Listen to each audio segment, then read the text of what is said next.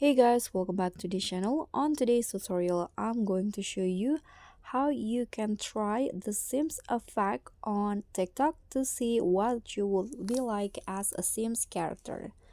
So in here, you can just start by open your TikTok apps on your phone, and then here click on the plus icon, and then you can add a photo of you or just doing a choose a front camera and directly use your face on camera here.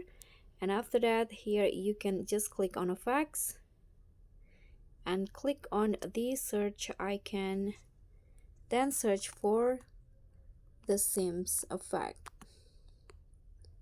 Okay, you can see this is the effects me in the Sims. Just click on that and you'll get the result.